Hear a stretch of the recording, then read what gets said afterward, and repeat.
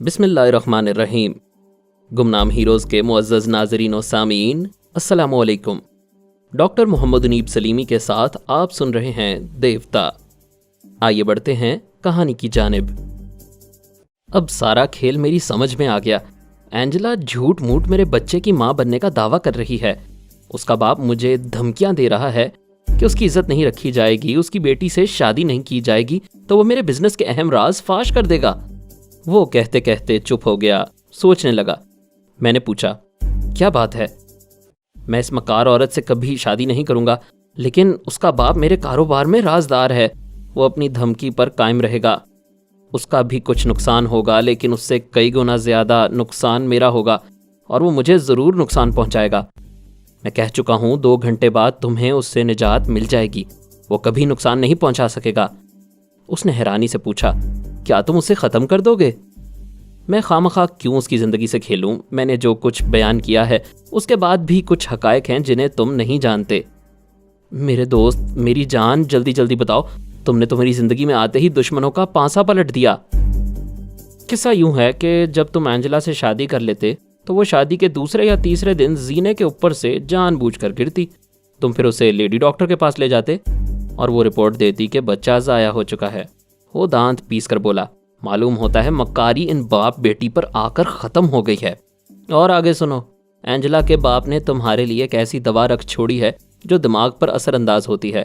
Angela تمہاری نادانستگی میں وہ دوا کھلاتی رہتی اور تم رفتہ رفتہ دماغی مریض بنتے جاتے، پھر کاروبار سنبھالنے کے قابل نہ رہتے۔ پھر بورڈ آف ڈائریکٹرز میں یہ فیصلہ ہوتا کہ تمہاری جگہ اینجلا کو بٹھایا جائے اور وہی تمہارا کاروبار سنبھالے گی۔ اس طرح سمجھ سکتے ہو کہ تمہاری دولت اور جائیداد کا کیا حشر ہونے والا تھا۔ او مائی گاڈ فرحاد، تم میرے لیے فرشتہ بن کر آئے ہو۔ اب جلدی سے بتاؤ مجھے کس طرح نجات ملے گی؟ ابھی بتاتا ہوں۔ یہ کہہ کر میں نے آنکھیں بند کیں اور اینجلا کے باپ کے پاس پہنچ گیا۔ وہ کھانے سے پہلے پینے میں مصروف تھا اور اسی قسم کی پلاننگ کو زیادہ سے زیادہ مضبوط کرنے کے سلسلے میں ہر پہلو پر غور کر رہا تھا۔ میں نے آنکھیں کھول کر پوچھا، فرنینڈو، اینجلا کا باپ کھانے سے پہلے بہت کم پیتا ہے، کھانے کے بعد 10 بجے سے پینا شروع ہو جاتا ہے اور پھر رات کے 2 بجے تک پیتا رہتا ہے، اس کے بعد سو جاتا ہے، لیکن آج تو وہ کچھ زیادہ ہی پی رہا ہے۔ تمہیں میری بات کا جواب دینا چاہیے، تم اس کے پینے کی بات کر رہے ہو۔ کبھی کبھی وہ اصول کے خلاف بھی پینے لگتا ہے۔ میں ابھی آ کر بات کرتا ہوں۔ میں پھر اس کے پاس پہنچ گیا، اسے وہاں سے اٹھا کر الماری کی طرف لے گیا۔ الماری کے ایک خانے میں وہ دوا رکھی ہوئی تھی جو فرنانڈو کو دماغی مریض بنانے کے لیے منگوائی گئی تھی۔ اس نے وہ دوا اٹھا لی، حالانکہ وہ پریشان ہو کر سوچ رہا تھا کہ یہ دوا کیوں اٹھا رہا ہے، لیکن وہ میرا تابع فرمان تھا، جو میں کہتا تھا وہ کرتا جاتا تھا۔ وہ واپس اپنی جگہ آ کر بیٹھ گیا۔ اب جس جام میں شراب تھی اس میں شیشی کی دوا انڈیل رہا تھا، ساتھ ساتھ پریشان ہوتا جا رہا تھا کہ وہ ایسا کیوں کر رہا ہے۔ جب میں نے وہ جام اس کے ہاتھ میں تھمایا اور اسے پینے پر مجبور کیا تو وہ نہیں کے انداز میں سر ہلانے لگا، لیکن میں نے اس کے ہاتھ سے جام کو چھوٹنے نہیں دیا، اس کے ہونٹوں کو لگا دیا۔ پھر اس میں جو کچھ تھا وہ اس کے حلق میں اترتا چلا گیا۔ پینے کے بعد وہ گھبرا کر اٹھنا چاہتا تھا، ٹیلی فون کے پاس جانا چاہتا تھا، طبی امداد حاصل کرنا چاہتا تھا، لیکن میں نے اس کے ہاتھ سے دوسرا جام بنا لیا، اس میں بھی تھوڑی سی دوا انڈیلی اور اسے پینے پر مجبور کیا۔ اس کے ہاتھ سے تیسرا جام بنانے کا ارادہ تھا، لیکن میں نے محسوس کیا کہ اس کا دماغ کمزور ہو گیا ہے، وہ اس قابل نہیں ہے کہ میں اسے کنٹرول میں رکھوں۔ جو دوا تھوڑی تھوڑی کر کے وہ 4 مہینوں میں فرنانڈو کے حلق سے اتارنا چاہتا تھا، اس کی آدھی سے زیادہ شیشی میں نے 1 ہی منٹ میں خالی کرا دی تھی۔ ظاہر ہے جلد ہی نتیجہ ظاہر ہونا تھا، اور وہ ظاہر ہونے لگا تھا۔ اس کے ہاتھ سے جام چھوٹ گیا تھا۔ اس نے اٹھنے کی کوشش کی مگر سامنے والی میز پر اوندھے منہ گر پڑا۔ میں نے آنکھیں کھول دیں، پھر فرنانڈو سے کہا، میں تو تمہیں 2 گھنٹے بعد نجات دلانا چاہتا تھا، لیکن ابھی نجات مل گئی ہے، تم پھر تجسس میں مبتلا کر رہے ہو۔ اس نے تمہیں دماغی مریض بنانے کے لیے جو دوا رکھی تھی وہ میں نے اسے زبردستی پلا دی ہے۔ اب اس کا دماغ الٹ گیا ہے، وہ کاروبار کرنے اور بورڈ آف ڈائریکٹرز میں رہنے کے قابل نہیں رہا۔ فرنانڈو خوشی سے چیخ کر دونوں ہاتھ میری طرف بڑھا کر گلے لگنا چاہتا تھا۔ میں نے اس کے دماغ پر قبضہ جما کر اسے پھر پائلٹ کی سیٹ پر واپس جما دیا۔ اس کے دماغ کو ذرا آزاد چھوڑ کر کہا، معلوم ہوتا ہے آج تم مجھے مار کر ہی رہو گے، خدا کے لیے کہیں ہیلی کاپٹر اتارو، اب نہ میں تمہارے کام آؤں گا اور نہ ہی کوئی خوشخبری سناؤں گا۔ وہ شرمندہ سا ہو کر بولا، یار مجھے گدھا سمجھ کر معاف کر دو، مجھے اتنی ساری خوشیاں دیکھ کر ناراض ہو گئے تو میں مر جاؤں گا، اور اگر اتنی ساری خوشیوں کے نتیجے میں ہیلی کاپٹر نیچے گر پڑا تو بہت اچھا لگے گا۔ میں اس لمحے دل و جان سے دعا کر رہا ہوں کہ خدا میری زندگی بھی تمہیں دے دے۔ پومی نے ایک ہوٹل میں کمرہ ریزرو کرا لیا تھا، میرا انتظار کر رہی تھی۔ میں نے کہا 2 عدد ہیلی کاپٹرز کا انتظام ہو چکا ہے، میں شکاگو پہنچ رہا ہوں، کیا میں وہ ڈائری حاصل کرنے برنارڈ سلیری کے اپارٹمنٹ میں جاؤں؟ اب اس کی ضرورت نہیں رہی، اسے غلام باقی نے حاصل کر لیا ہے، میں بور ہو رہی ہوں۔ دراصل تمہیں ناکامی برداشت کرنے کی عادت نہیں ہے، اس لیے غیر شعوری طور پر جھنجھلاہٹ میں مبتلا ہو۔ کمرے سے نکلو اور ہوٹل کے ڈانس فلور پر جاؤ، خوب انجوائے کرو، دوسروں کے ساتھ ہنسنے بولنے میں خود کو گم کر دو۔ انشاءاللہ ہم کل صبح ہیلی کاپٹر میں فلائی کریں گے اور بہرام گنگولی تک پہنچ جائیں گے۔ شارپر کا کیا بنا؟ میں نے اسے اپنا معمول بنا لیا ہے، وہ بہرام گنگولی کے طلسم سے نکل چکا ہے۔ میں نے اس کے دماغ میں یہ بات نقش کر دی ہے کہ وہ مشین آپریٹ کرنے کا صحیح طریقہ نہ بتائے، اگر بتانے پر مجبور ہو تو کہیں خامی چھوڑ دے، وہ ایسا ضرور کرے گا۔ اس کا مطلب تو یہ ہے کہ بہرام گنگولی جب شارپر سے مایوس ہوگا تو مورنیا کی طرف رخ کرے گا، کیونکہ وہ مشین آپریٹ کرنا جانتی ہے، وہ یقیناً ایسا کرے گا۔ فرحاد، کیا اسے شبہ نہیں ہے کہ تم شارپر کے دماغ میں پہنچ گئے ہو؟ میں نے اس کے آلائے کار کے ذریعے اس سے شارپر بن کر گفتگو کی۔ بظاہر تو ایسی کوئی بات نظر نہیں آئی، ہو سکتا ہے شبہ کر رہا ہو اور ظاہر نہ کرتا ہو۔ ایسی حالت میں وہ مورنیا کی طرف رخ کر چکا ہوگا، خود نہیں آئے گا لیکن اس کے آدمی مورنیا کو اغوا کرنے کی کوشش کریں گے۔ میں زیادہ فکر مند نہیں ہوں، غلام باقی اس کے پاس ہے۔ تم مجھے ڈانس فلور پر جا کر دل بہلانے کو کہہ رہے ہو، لیکن میرا دل کام میں لگتا ہے، جتنی زیادہ مصروف رہتی ہوں اتنی ہی زیادہ خوش رہتی ہوں۔ کیا میں اس کے اپارٹمنٹ کی طرف جاؤں، کسی طرح معلوم کروں کہ وہاں کیا ہو رہا ہے؟ شاید اس اپارٹمنٹ کے آس پاس میں بہرام گنگولی کے آدمیوں کو شکار کر سکوں۔ تم ہمیشہ ایکشن میں رہنا چاہتی ہو، یہ اچھی بات ہے، ٹھیک ہے جاؤ، وہاں پہنچتے ہی میں تمہارے پاس چلا آؤں گا۔ کنگ فرنانڈو بار بار کنکھیوں سے میری طرف دیکھتا تھا۔ جب میں نے آنکھیں کھول کر اسے دیکھا تو اس نے مسکراتے ہوئے پوچھا، خیال خوانی کر رہے تھے؟ میں نے چند سیکنڈ میں اس کی سوچ پڑھی، پھر کہا، تم چاہتے ہو کہ میں اینجلا کے باپ کے پاس جاؤں اور معلوم کروں کہ وہ پاگل کا بچہ واقعی پاگل ہوا ہے کہ نہیں؟ وہ مسکرانے لگا۔ میں اینجلا کے باپ کے پاس پہنچا، اس کے دماغ میں بڑا انتشار تھا، کوئی سوچ ایک جگہ نہیں ٹھہرتی تھی، وہاں عجیب طرح کی سنسناہٹ تھی۔ کبھی کبھی یوں لگتا جیسے ایک ہانڈی میں چھوٹے چھوٹے کنکر بھر کر اسے ہلایا جا رہا ہو اور بے سری آوازیں پیدا ہو رہی ہوں۔ وہ اپنے ہوش میں نہیں تھا، اپنی ذات سے بے گانہ ہو چکا تھا، خود کو پہچان نہیں سکتا تھا۔ اب اس کے ساتھ یہ کیا ہو رہا ہے، اس کے آس پاس کون لوگ ہیں، یہ میں نہیں سمجھ سکتا تھا، کیونکہ اس کے ذریعے میں کسی کی آواز بھی نہیں سن سکتا تھا۔ جب دماغ درست نہ ہو تو کانوں میں پڑنے والی آوازیں نہ وہ سمجھ سکتا ہے نہ اس کا دماغ ہمیں سمجھا سکتا ہے۔ میں نے فرنانڈو کو اس کی کیفیت بتائی۔ اس نے پوچھا، کیا اینجلا کے پاس جا کر معلوم کر سکتے ہو؟ میں نے ابھی تک اینجلا کی آواز نہیں سنی ہے، اس کے متعلق جتنے حقائق بتائے ہیں وہ میں نے اس کے باپ کے ذریعے معلوم کیے ہیں۔ اگر میں اس سے فون پر بات کروں تو کیا تم اس کے دماغ میں پہنچ جاؤ گے؟ بے شک پہنچ جاؤں گا اور اس کے متعلق مزید معلومات حاصل کر سکوں گا۔ ہم آدھے گھنٹے میں شکاگو کے فلائنگ کلب پہنچ گئے۔ دوسرا ہیلی کاپٹر میرے لیے تیار تھا۔ فرنانڈو مجھے اس ہیلی کاپٹر کے اندر لے گیا، کہنے لگا، یہ لیٹسٹ ماڈل ہے، اس میں ہر طرح کی سہولیات ملیں گی، ہر سیٹ کے ساتھ ایک پیراشوٹ ہے، خطرے کے وقت بلندی سے تم چھلانگ لگا سکتے ہو، اس کی بیرونی باڈی بلٹ پروف ہے، یہ سامنے اسکرین پر ٹارگٹ بنا ہوا ہے، آس پاس کے دشمن طیاروں یا ہیلی کاپٹرز کو اس ٹارگٹ میں دیکھ کر صحیح نشانہ لے سکتے ہو۔ چونکہ پرائیویٹ ہیلی کاپٹرز اور طیاروں کو خطرناک اسلحہ رکھنے کی اجازت نہیں ہے، اس لیے یہ ہیلی کاپٹر ابھی اسلحے سے خالی ہے، لیکن صبح سویرے میرے آدمی یہاں چوری چھپے آئیں گے، پھر یہاں جتنی گنیں ہیں انہیں بلٹ اور ایرو بلٹ سے بھر دیں گے۔ ایرو بلٹ سے تم کسی بھی ہیلی کاپٹر کی پیٹرول کی ٹینکی میں سوراخ کر سکتے ہو۔ یہ ٹرانسمیٹر ہے، ڈیش بورڈ کے خانے میں ایک کارڈ رکھا ہوا ہے جس میں مجھ سے رابطہ قائم کرنے والی فریکوینسی لکھی ہوئی ہے۔ اس خانے میں $1,00,000 نقد رکھے ہوئے ہیں۔ اس کے علاوہ یہاں اسپیشل پیمنٹ کارڈز ہیں، ان میں سے تم کوئی بھی کارڈ کسی بینک میں لے جا کر جتنی رقم بھرو گے تمہیں مل جایا کرے گی، کوئی تم سے یہ سوال نہیں کرے گا کہ یہ کارڈ تمہارے پاس کہاں سے آئے۔ اس نے ٹیلی فون کا ریسیور اٹھا کر کہا، تم یہاں بیٹھے بیٹھے کہیں بھی ڈائل کر سکتے ہو۔ اس نے ڈائلنگ کی، پھر ذرا انتظار کرنے کے بعد بولا، ہیلو اینجلا۔ دوسری طرف سے اینجلا کے رونے کی آواز سنائی دی، وہ کہہ رہی تھی، او فرنینڈو، غضب ہو گیا، میرے ڈیڈی اچانک پاگل ہو گئے ہیں۔ فرنینڈو نے مسکراتے ہوئے حیرانی کا اظہار کیا۔ یہ اچانک کیسے ہو گیا؟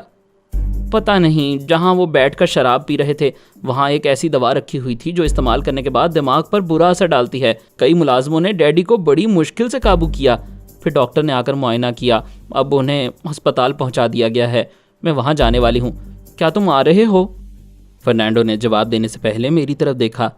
میں نے سوچ کے ذریعے کہا، آج اس سے آخری ملاقات کرو اور جو وصول کر سکتے ہو سود سمیت وصول کر لو۔ دوسری طرف سے اینجلا نے پوچھا، تم خاموش کیوں ہو گئے؟ کیا آ رہے ہو؟ ہاں، آج دل چاہتا ہے تمہارے ساتھ رات گزاروں، لیکن تمہارے گھر میں ٹریجڈی ہو گئی ہے، لہٰذا میں نہیں آؤں گا، خواہ موڈ خراب ہوگا۔ تم بہت خود غرض ہو، کیا میرے دکھ درد میں شریک نہیں ہوگے؟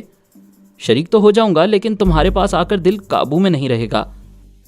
چلے آؤ، میں تمہیں بور نہیں ہونے دوں گی۔ اچھی بات ہے، میں پہنچ رہا ہوں، اس نے ریسیور رکھ کر کہا۔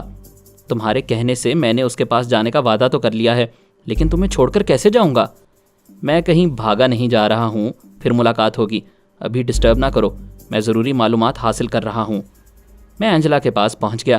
10 منٹ کے بعد واپس آ کر بولا، فرنانڈو، تم بہت ذہین بزنس مین ہو، لیکن عورت کے معاملے میں گدھے ہو۔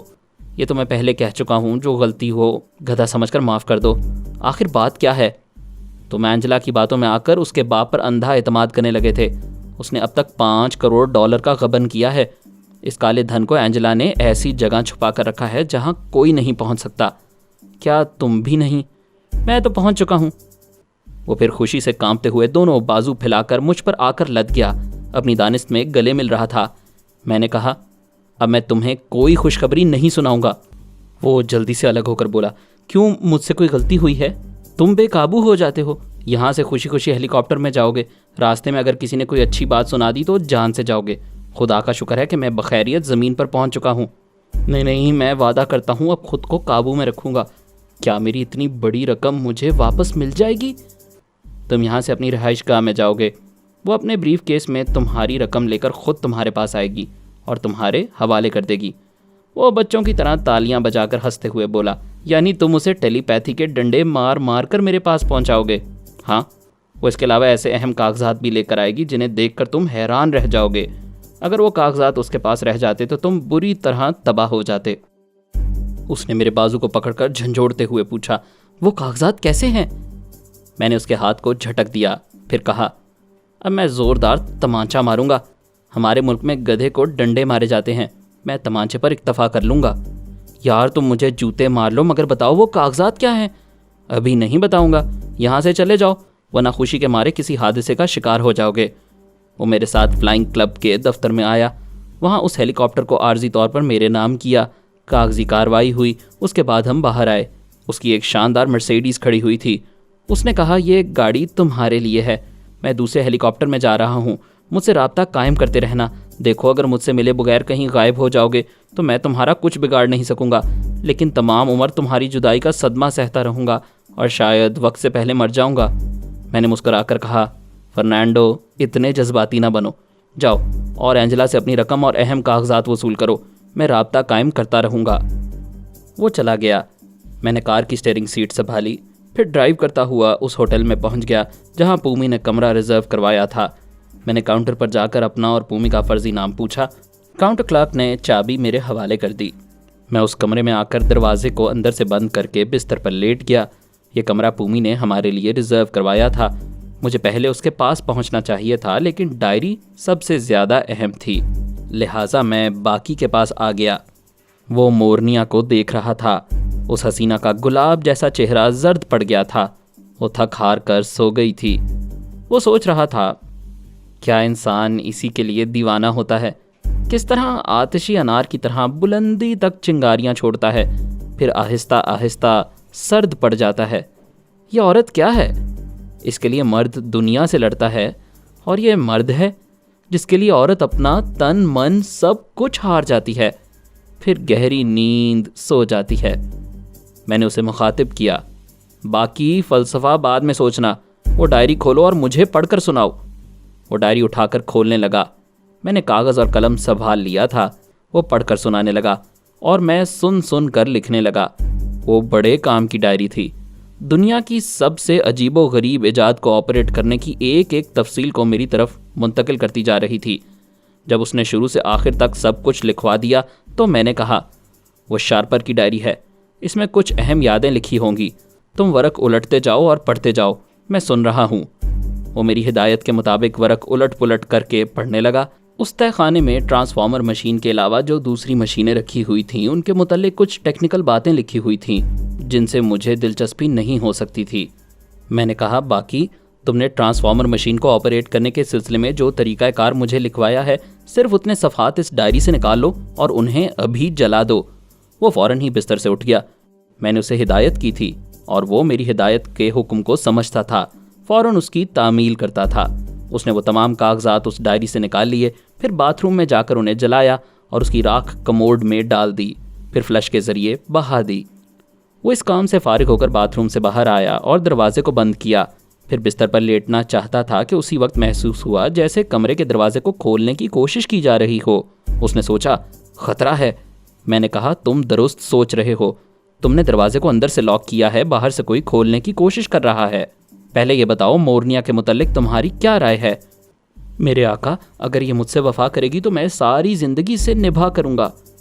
تو پھر اس بات کو اچھی طرح یاد رکھو، بہرام گنگولی اپنے آدمیوں کے ذریعے مورنیا کو اغوا کرنے کی کوشش کرے گا، تم اس کی حفاظت کرو گے، لیکن اپنی حفاظت کو مقدم سمجھو گے۔ میں تمہیں زندہ سلامت دیکھنا چاہتا ہوں اور مجھے تمہاری ضرورت پڑے گی۔ میرے آقا، یہ میری خوش نصیبی ہے کہ میں کسی نہ کسی مرحلے پر آپ کے لیے ضروری ثابت ہو سکتا ہوں۔ اس کی بات ختم ہوتے ہی کمرے کا دروازہ ایک زوردار جھٹکے سے کھلا۔ وہاں 4 شخص نظر آئے۔ وہ فوراً ہی اندر آ گئے۔ ان میں سے ایک دروازے کے پاس کھڑا ہو گیا، باقی 3 باقی اور مورنیا کے سرہانے آ گئے۔ ایک کے دائیں ہاتھ میں ریوالور تھا، بائیں ہاتھ میں ایک چھوٹی سی پرچی تھی۔ اس نے وہ پرچی باقی کی طرف بڑھا دی۔ باقی اسے لے کر پڑھنے لگا۔ اس میں لکھا تھا، مورنیا جو ڈائری شارپر کے رہائشی تہہ خانے سے لے کر آئی ہے وہ ہمارے حوالے کی جائے۔ کسی طرح کی حیل و حجت میں وقت ضائع کرو گے تو تمہیں گولی مار دی جائے گی۔ باقی نے سرہانے کی میز کی طرف اشارہ کیا۔ ریوالور والے نے ادھر دیکھا، سیاہ رنگ کی ڈائری رکھی تھی۔ اس نے لپک کر اسے اٹھا لیا، اسے کھول کر دیکھا، شارپر کا نام لکھا تھا۔ اسے ڈائری کے سلسلے میں اور بھی نشانیاں بتائی گئی ہوں گی۔ چنانچہ پہلے وہ مطمئن ہوا اور پھر ورق الٹنے کے دوران بے اختیار بول پڑا، اس کے ورق پھٹے ہوئے ہیں۔ باقی نے ہنستے ہوئے کہا، تم بڑے محتاط ہو کر آئے تھے لیکن اپنی آواز سنا رہے ہو۔ وہ چونک گیا، سہم کر پیچھے ہٹ گیا۔ مورنیا کی آنکھ کھل گئی تھی۔ وہ اجنبیوں کو ریوالور سمیت دیکھ کر سہم گئی تھی۔ میں نے کہا، باقی میں خوامخواہ خیال خوانی کا مظاہرہ نہیں کروں گا، انہیں اسی کشمکش میں رہنے دو کہ میں تمہارے ساتھ ہوں یا نہیں ہوں۔ میری بات سمجھتے ہی اس نے اچانک ریوالور والے کے ہاتھ پر ٹھوکر ماری۔ اس کا ہاتھ خالی ہو گیا۔ ریوالور اڑتا ہوا مورنیا سے ذرا فاصلے پر گرا۔ اس نے فوراً ہی اٹھ کر اس کی طرف ہاتھ بڑھایا۔ اتنی دیر میں دوسرے شخص نے ریوالور نکال لیا تھا اور دھمکی دینا چاہتا تھا کہ مورنیا اور باقی اپنی جگہ سے حرکت نہ کریں ورنہ وہ گولی مار دے گا، لیکن مورنیا کو دیکھتے ہی وہ دھمکی دینا بھول گیا۔ ریوالور پر اس کی گرفت ڈھیلی پڑ گئی۔ باقی نے اس پر بھی ایک ٹھوکر ماری۔ ریوالور اڑتا ہوا گیا۔ معلوم ہوتا تھا جیسے باؤلنگ ہو رہی ہو اور ٹھیک وکٹ پر آ رہی ہو۔ دوسرا ریوالور بھی مورنیا کی وکٹ پر آیا۔ اس نے اسے بھی اٹھا لیا، لیکن آنے والے اور حملہ کرنے والے اپنی جگہ ساکت کھڑے رہ گئے تھے۔ سب کے سب وکٹ کو دیکھ رہے تھے۔ تب اسے احساس ہوا۔ وہ چیخ مار کر پھر کمبل میں گھس گئی۔ باقی نے ڈائری اٹھا کر ایک کے حوالے کرتے ہوئے کہا، اسے لینے آئے ہو نا، اب جاؤ۔ اس نے ڈائری لیتے ہوئے کہا، لیکن اس کے کئی ورق پھٹے ہوئے ہیں۔ مورنیا جب اسے لے کر آئی تھی تو ورق پھٹے ہوئے تھے، زیادہ بحث کرنے کی ضرورت نہیں ہے۔ وہ بار بار کمبل کی طرف دیکھ رہے تھے جہاں وہ چھپی ہوئی تھی۔ دونوں ریوالور بھی چھپے ہوئے تھے، مگر صاف پتہ چل رہا تھا وہ سب نشانے پر ہیں۔ انہیں مجبوراً وہ ڈائری لے کر جانا پڑا۔ وہ ایک ایک کر کے کمرے سے نکل گئے۔ باقی نے دروازے کو اندر سے بند کر دیا۔ میں نامراد جانے والوں کے ساتھ تھا۔ وہ تیزی سے چلتے ہوئے ہوٹل کے باہر آئے اور پھر اپنی کار میں بیٹھ کر جانے لگے۔ میں ان کے درمیان خاموش رہ کر ان کا ایک اور اڈا معلوم کر سکتا تھا۔ میں پومی کے پاس آ گیا۔ اس نے 4 اجنبیوں کو باقی کے کمرے میں جاتے دیکھا تھا۔ وہ سمجھ رہی تھی یہ لوگ یا تو مورنیا کو اٹھا کر لے جانے کی کوشش کریں گے یا باقی کے ہاتھوں مار کھا کر لوٹیں گے، یا ہو سکتا ہے باقی پر بھاری پڑیں اور مورنیا کو اغوا کرنا پرابلم ہو جائے تو صرف ڈائری لے کر بھاگ جائیں۔ بہرحال وہ ان کا انتظار کر رہی تھی۔ جب وہ باہر آ کر کار میں جانے لگے تو یہ بھی ان کا تعاقب کرنے لگی۔ اس نے پوچھا، کیا وہ لوگ ڈائری لے کر جا رہے ہیں؟ میں نے مختصراً طور پر کہا، डायरी के खास औराक जला दिए गए हैं। कमरे में जाकर उन्हें खासी मायूसी हुई। नामुराद वापस जा रहे हैं और मैं उनके दरमियान हूँ। तुम भी आती रहो, उनके किसी और अड्डे का पता चल जाएगा। मैं फिर उनके दरमियान वापस पहुंच गया। उनके जिस साथी ने अपनी आवाज़ सुनाई थी वो पिछली सीट पर अपने दो साथियों के दरमियान बैठा हुआ था और कह रहा था, यकीन करो मैंने जानबूझकर आवाज़ नहीं निकाली थी। उसके जवाब में किसी ने कुछ नहीं कहा। वो बोला, फटी हुई डायरी देखकर मैं झुंझला गया था, बेख्तियार बोल पड़ा था। ऐसे वक्त में याद नहीं रहा कि गूंगा बनकर रहना है। भाई कभी हम गूंगे बनकर नहीं रहे, क्योंकि आदत नहीं, किसी से भी भूल चूक हो सकती है। उसके दाएं तरफ बैठे हुए साथी ने जेब से चाकू निकालकर एक खटाके से खोला। वो तड़प कर उसी तरफ घूम गया और गुस्से से बोला, क्या इरादा है तुम्हारा? मुझे कमज़ोर ना समझना। बात खत्म होते ही उसके हलक से कराह निकली। बाएं तरफ बैठे हुए साथी ने चाकू पेवस्त कर दिया था। उसे दूसरी तरफ से हमले की तवक्को नहीं थी। वो जीदार था। चाकू पेवस्त होने के बावजूद उसकी तरफ पलटा, लेकिन दाएं तरफ वाले ने उसके जिस्म में चाकू उतार दिया। वो उनके दरमियान फंस गया था। एक का वार रोकना चाहता था तो दूसरी तरफ से हमला होता था। दूसरी तरफ रोकने की कोशिश करता तो पहली तरफ से चाकू जिस्म में उतर जाता। वो तड़प रहा था, फड़फड़ा रहा था। आखिर ठंडा पड़ ही गया। गाड़ी शहर से बाहर जाने वाली शाहराह पर तेज रफ्तारी से जा रही थी। अचानक ब्रेक की आवाज़ रात के सन्नाटे में दूर तक चीखती हुई गई। गाड़ी एक लम्हे को रुकी। पिछला दरवाज़ा खुला। उसमें से एक मुर्दा जिस्म लुढ़खड़ाता हुआ बाहर आया। फर्श पर आकर चारों शाने चित हुआ। फिर गाड़ी आगे बढ़ती हुई उसी तेज रफ्तारी से जाने लगी। चूंकि वो एक शहर को दूसरे शहर से मिलाने वाली शाहराह थी, इसीलिए गाड़ियों की काफ़ी आमदोरफ्त थी। वहाँ से गुजरने वालों ने बीच सड़क पर लाश को देखा होगा, मगर किसी ने गाड़ी नहीं रोकी। हो सकता है दूर जाकर टेलीफोन के जरिए पुलिस को इतला दी हो। मैंने भूमि के पास आकर कहा, अब मैं उनके दरमियान नहीं रह सकता। भूमि उनके ताकुब में थी। अपनी गाड़ी की हेडलाइट्स के जरिए अगली गाड़ी से किसी को कार से निकलकर लुढ़खड़ाते हुए सड़क पर आकर गिरते हुए देखा तो था, लेकिन वो भी नहीं रुकी थी। लाश से कतरा कर ड्राइव करती हुई, रफ्तार बढ़ाती हुई उनके पीछे चलती जा रही थी। मैंने कहा, मैं इस मरने वाले के दिमाग में था, वो ये बर्दाश्त नहीं कर सकते थे। बहुत मोहतात हैं, अपने एक साथी को मारकर फेंक दिया है। वो मुस्कुराते हुए बोली, यानी तुम्हारी टेलीपैथी को सड़क पर फेंक कर चले गए। यही समझो, तुम उनके अड्डे तक पहुंच सकती हो। मैं थोड़ी देर के लिए जा रहा हूँ। कहाँ जा रहे हो? किंग फर्नांडो हमारे लिए बहुत काम कर रहा है, मुझे भी उसका थोड़ा सा काम करना है, अभी आ जाऊँगा। मैंने फर्नांडो के पास पहुंचकर देखा, वो इंतज़ार कर रहा था। मैंने कहा, वो थोड़ी देर में पहुंचने वाली है। मैं एंजेला के पास आ गया। उसके दिमाग पर काबिज होकर उसके हाथ में एक अटैची पकड़वाई और फिर उधर ले गया जहां उसने काला धन छुपा कर रखा था। वो तमाम नकद रकम अटैची में भरने लगी, फिर इसे उठाकर आयरन सेफ के पास आई। उसे खोलकर तमाम अहम कागजात निकालकर अटैची में रखने लगी। ये काम करने के बाद उसने आयरन सेफ बंद किया, अटैची को भी बंद किया। फिर मुलाजिम को आवाज़ देकर बुलाया। उसके आने पर हुक्म दिया, अटैची को कार की डिग्गी में रखो। मुलाजिम ने हुक्म की तामील की और वो स्टीयरिंग सीट पर आ गई। गाड़ी स्टार्ट करने के बाद फर्नांडो की रिहाइश गाह की तरफ जाने लगी। वहाँ से 20 मिनट का फासला था। मैंने उसे फर्नांडो के पास पहुँचा दिया। उसकी ज़ुबान से कहा, मैं फरहाद बोल रहा हूँ, इस अटैची में जितना माल है सब निकाल कर आयरन सेफ में रख लो, जल्दी करो, मुझे दूसरी जगह भी मसरूफ़ रहना है। उसने फ़ौरन ही अटैची खोली, तमाम माल और अहम कागजात उठाकर आयरन सेफ में रखे। एंजेला ने अटैची बंद कर दी। मैंने उसके ज़रिए कहा, मैं इसे वापस इसकी रिहाइश गाह में पहुँचा रहा हूँ, तुम 25 मिनट बाद फ़ोन करके इसे अपने पास बुला लेना। मैंने उसे वापस पहुँचा दिया। वो कार से उतर कर डिग्गी खोलकर खाली अटैची लेकर अपने कमरे की तरफ जाने लगी। मुलाजिम ने कहा, मैं अटैची उठा लेता हूँ मैडम। मैंने उसकी ज़ुबान से कहा, नहीं, मैं खुद ले जाऊँगी। वो अपने बेडरूम में आ गई। जहाँ से अटैची निकाली थी वहीं ले जाकर रख दी, फिर आराम से बिस्तर पर लेट गई। मैंने उसके दिमाग को आज़ाद छोड़ दिया। वो एकदम से हड़बड़ा कर बैठ गई। सोचने लगी उसे कुछ हुआ था, लेकिन क्या हुआ था ये समझ में नहीं आ रहा था। मैंने उसकी सोच में कहा, मैंने आंखें बंद की थीं, थोड़ी देर के लिए शायद नींद आ गई थी। मैं उसके पास से चला आया। अब वो कुछ भी सोचती रहे, मेरा काम हो चुका था। वो कभी समझ नहीं पाएगी कि $5 करोड़ और वो अहम कागजात कहाँ चले गए। मैंने फर्नांडो को मुखातिब करते हुए कहा, अब तुम इसे फ़ोन कर सकते हो। तुमने जो कुछ उससे हासिल किया है उसका जिक्र कभी ना करना, हमेशा अनजान बनकर रहना। फरहाद, मैं तुम्हारे बारे में सोच सोच कर हैरान हूँ, तुम क्या चीज़ हो? इस चीज़ के बारे में सोचो जिसे बुला रहे हो। वो हंसते हुए बोला, हाँ, इस जलील औरत को सुबह होते ही धुतकार दूंगा। कोई ऐसी हरकत ना करो जिससे बात बढ़ने का इम्कान हो। सुबह होते ही तुम 2-4 मशहूर मारूफ डॉक्टरों को बुलाओगे। एंजेला से कहोगे ये सब मुस्तनद डॉक्टर हैं, इनमें से कोई ये कह दे कि तुम माँ बनने वाली हो तो मैं अभी शादी का ऐलान कर दूंगा। वो खुश होकर बोला, हाँ ये तदबीर अच्छी है, इस तरह उसके होश उड़ जाएंगे, वो मुआयना नहीं कराएगी, शायद भाग ही जाए।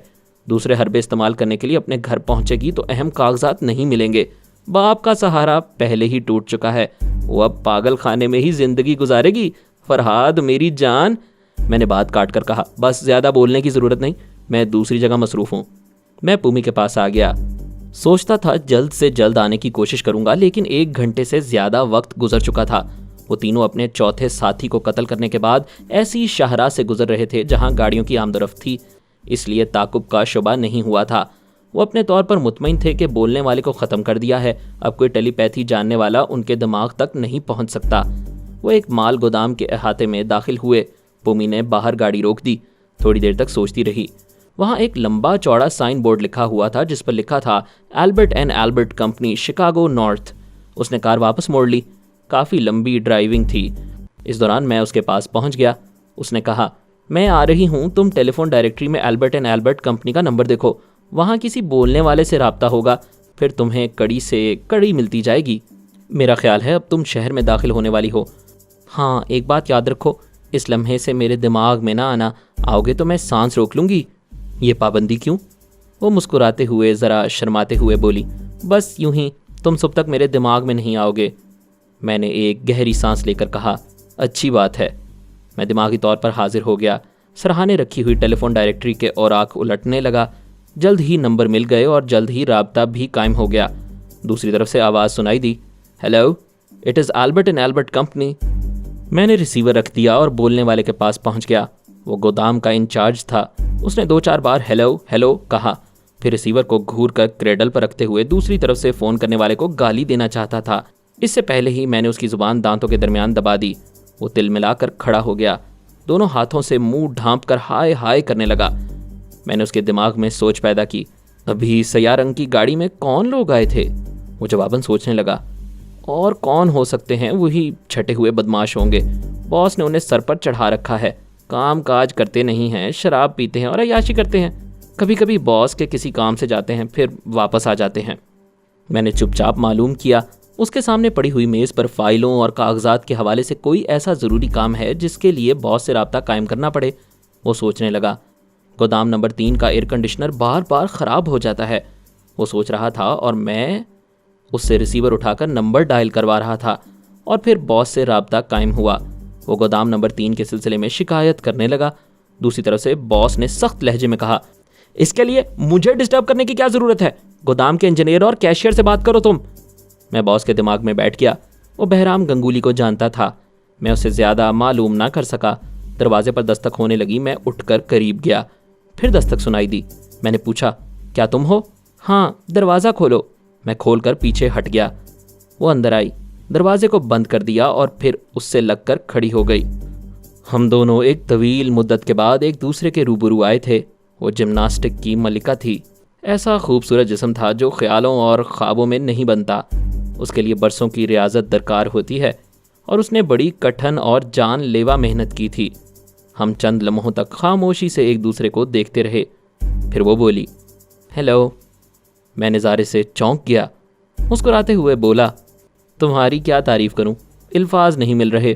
किसी फ्लाइंग कंपनी के अल्फाज में इतना ही कह सकता हूं, बेमिसाल हुस्न, बाकमाल दोशीज़ा। मैंने अपना हाथ बढ़ाया। उसने अपना दायां हाथ मेरे हाथ में दिया। मैंने सर झुकाकर उसे ताज़ीम दी। उसने जल्दी से हाथ छुड़वा लिया, दूर हट गई। फिर मुझसे कतराकर आहिस्ता आहिस्ता चलती हुई वार्डरोब के पास गई। उसे खोला, अपने लिए लिबास निकाला और मुझ पर एक नज़र डालकर मुस्कुराते हुए बाथरूम में चली गई। मैंने बाथरूम के दरवाजे के करीब आकर सुना, शावर से पानी गिरने की आवाज़ आ रही थी। मैं इत्मीनान से आकर बिस्तर पर लेट गया। अभी उसके आने में देर थी, लिहाजा एल्बर्ट एंड एल्बर्ट कंपनी के बॉस के पास पहुंच गया। उसका नाम एल्बर्ट था। कारोबार के सिलसिले में बहराम गंगूली से दोस्ती हो गई थी। बहराम उसके ज़ेर ज़मीन खुफिया गोदाम में कोकेन और चर्स का ज़ख़ीरा करता था। इस गोदाम से माल सप्लाई होने की सूरत में एल्बर्ट को भी इसकी आमदनी में हिस्सा मिलता था। اس کی سوچ سے پتہ چلا آج مس امریکہ یعنی مورنیا کو اس زیر زمین گودام میں لا کر قید کیا جائے گا، پھر مناسب موقع دیکھ کر وہاں سے کسی دوسری جگہ منتقل کیا جائے گا۔ اس سلسلے میں اس کے 4 بدماش گئے تھے اور 3 واپس آئے تھے۔ انہوں نے رپورٹ دی، باس بہرام گنگولی نے سختی سے ہدایت کی تھی کوئی آواز نہیں سنائے گا، مگر وہ کمبخت بول پڑا تھا۔ اس کے ذریعے فرہاد ہم سب کے دماغوں میں آ سکتا تھا، آپ کے پاس بھی پہنچ سکتا تھا، لہٰذا ہم نے اسے راستے میں ختم کر دیا۔ اس نے پوچھا، کیا مورنیا تنہا تھی؟ نہیں، ایک نیگرو اس کے پاس بیڈ روم میں تھا، وہ اچھا فائٹر معلوم ہوتا ہے، 2 بار لاتیں چلا کر 2 ریوالور ہاتھ سے نکال دیے۔ البرٹ نے غصے سے کہا، ریوالور ہاتھ سے نکلتے ہی تم لوگوں کا دم نکلنے لگا، بزدلوں کی طرح بھاگ آئے۔ ہم صرف ٹیلی پیتھی کے خوف سے چلے آئے، وہ ہمیں ریوالور کی زد پر رکھ کر بولنے پر مجبور کر سکتے تھے، اور نہ بولتے تو گولی مار دیتے۔ ہماری ہر طرح شکست تھی، اسی لیے چلے آئے۔ باتیں نہ بناؤ، میں اتنا احمق نہیں ہوں۔ جب تم لوگوں نے اپنے ساتھی کو ختم کر دیا تھا تو پھر کس بات کا خطرہ رہ گیا تھا؟ آپ ہماری بات نہیں سمجھ رہے، ہمارے دونوں ریوالور ان کے پاس چلے گئے تھے، ہم کیا کر سکتے تھے؟ البرٹ نے تھوڑی دیر تک سوچنے کے بعد پوچھا، کیا تم لوگوں کا تعاقب کیا گیا تھا؟ ہمارا تعاقب کون کر سکتا تھا؟ وہ نیگرو کے ساتھ بیڈ روم میں تھی، کسی تیسرے نے ہمیں دیکھا ہی نہیں۔ ہوٹل میں جن لوگوں نے دیکھا وہ ہمیں وزٹر سمجھتے رہے۔ ہوٹل سے نکل آنے کے بعد بھی ہم نے کئی بار عقب نما آئینے میں دیکھا، ہمیں کسی خاص گاڑی پر شبہ نہیں ہوا۔ تم لوگوں نے بھری پوری شاہراہ پر اسے قتل کیا، اگر پولیس پیچھے پڑ جاتی تو ہم اس طرف کا رخ نہ کرتے، پولیس کو ڈاج دینے کی کوشش کرتے، اگر پکڑے جاتے تب بھی آپ پر آنچ نہ آتی۔ آپ جانتے ہیں ہم کتنے ڈھیٹ ہیں، جو بات ہمارے اندر ہوتی ہے اسے کوئی اگلوا نہیں سکتا۔ مزید اقساط سننے کے لیے ہمارے چینل کا سبسکرائبر بنیے اور ساتھ ہی بیل آئیکن کو کلک کریں تاکہ آپ کو ہر آنے والی نئی ویڈیو کی نوٹیفیکیشن ملتی رہے۔ ہماری ویڈیوز کو لائک کرتے رہیں اور ہمیں اپنی دعاؤں میں یاد رکھیے گا۔ ISI اور پاک آرمی زندہ باد، پاکستان پائندہ باد۔ ہم پھر ملیں گے انشاءاللہ ایک اگلی نئی قسط کے ساتھ، تب تک کے لیے اللہ حافظ۔